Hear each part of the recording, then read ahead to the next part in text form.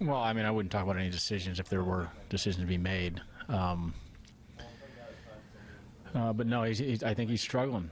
That's the best way to put it. He's struggling to make pitches. He's struggling a little bit with the left-hand batters. They're taking advantage of pitches up in the zone. He tried to mix it up. He used his changeup a few times, and he's just not where he was when the season started. Was there anything about, was the sinker one of the main things betraying him today? Well, the sinker when it comes up isn't really a sinker.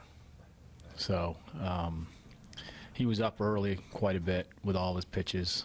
Made some good pitches at times to get out of trouble, but in the long run, it was the pitches up that hurt.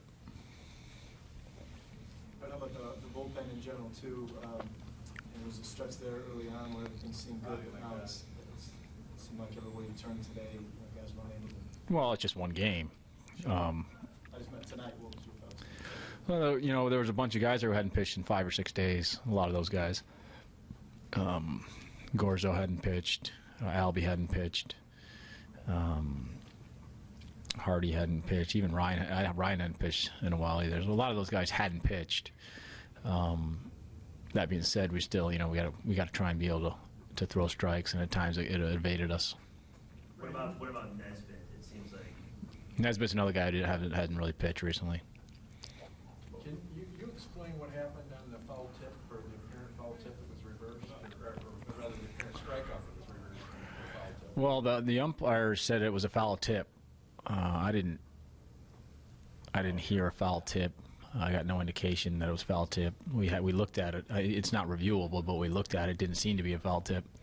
So to me, it's strike 3 in the dirt. So I don't know. I don't know if I haven't asked James McCann if it was foul tip, but I didn't think it was. Did the umpire though not change his mind on that? Quite frankly, I don't know what he called originally. I thought he had called strike 3.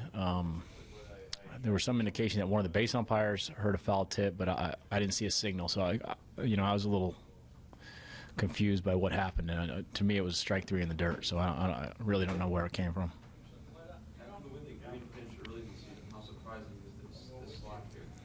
Well, I mean, pitchers are like hitters. They can go through ups and downs. They're usually not as dramatic. So it's not unheard of for guys to pitch well and then struggle, or vice versa. So, 3 outings does not make a season. 32 outings does. So, I wouldn't rush to judgment on anything. I know you have no announcement on Shane Greene, but in that situation, would a minor league stint help a guy? Every individual is different, and again, that's not something I would discuss here.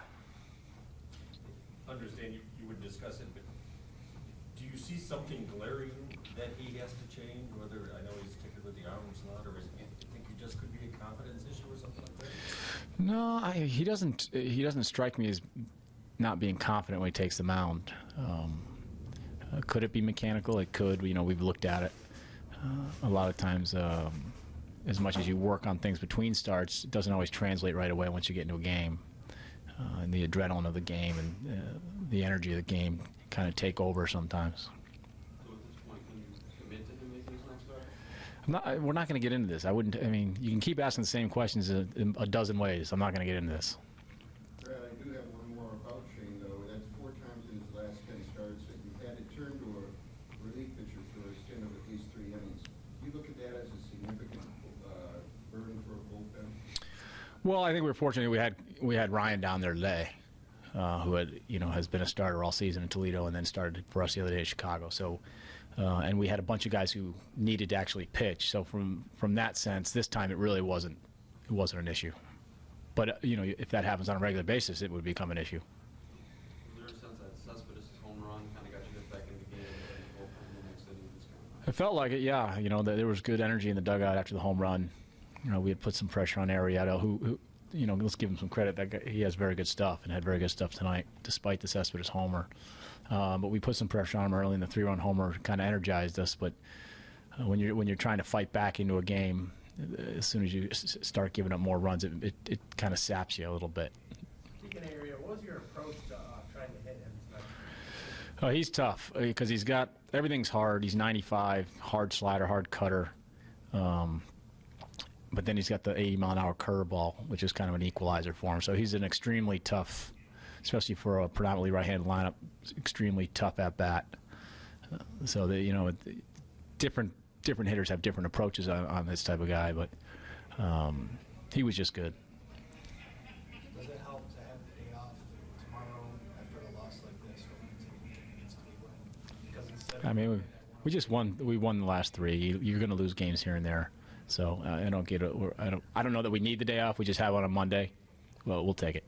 Do you think Japan had a chance last night? The one he caught, I wasn't sure. He kept coming. It was a nice play.